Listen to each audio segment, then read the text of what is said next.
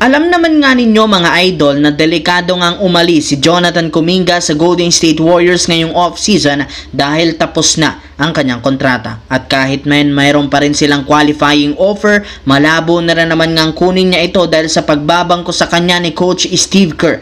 Kaya dahil sa ganitong klaseng sitwasyon, pinag-iisipan ng front office na gumawa ng paraan upang makakuha ng kapalit ni Kuminga. Ayaw rin naman ng Warriors na mawala ito sa free agency, kaya mabuti na lamang na idaan na lang ito sa sign and trade deal sa Boston Celtics. Ayon sa lumabas na balita mula sa isang insider, maaari nga pong gamitin ng Warriors si Kuminga bilang asset para makuha si Derrick White sa isang blockbuster trade. Wala na rin naman silang magagawa kung aalis ito sa team, kaya mas matalino nga kung mapapakinabangan nila siya sa huling pagkakataon para makuha si Derrick White na willing rin namang i-trade ng Celtics sa kagustuhan nilang mabawasan ang mga bayirin sa kanilang kupunan. Samantala, ayon nga po sa isang insider ngayong araw, since posibleng tuluyan ang hindi makapaglaro si Kyrie Irving sa pagsisimula ng season sa Dallas Mavericks, binabalakan nga ng kanilang team kumuha ng isang legit na point guard at playmaker upang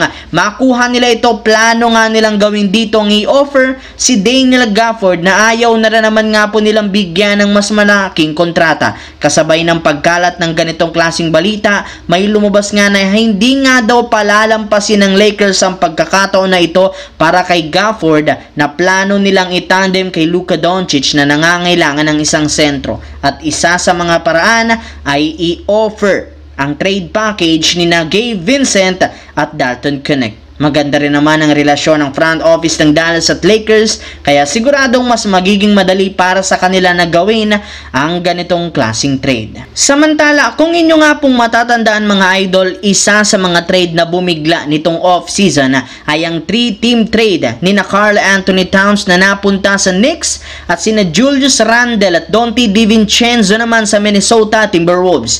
Ilang linggong pinag-usapan ng ganitong klaseng trade ng karamihan sa mga analyst ay hindi sumang-ayon dito, since sinira lang naman nga ng mga ito ang lineup, lalo na ng Wolves na kagagaling pa lang sa West Finals last year. Mas lalo pang ang nagalit sa kanila mga fans nang hindi naging maganda ang kinalabasan ng unang mga laro ngayong season. Sa parte ng Wolves, masyado silang nag-struggle sa panalo, na rason bakit maaga silang bumagsak, habang ang Knicks naman hirap na hirap makipagsabayan at manalo laban sa mga contender na East.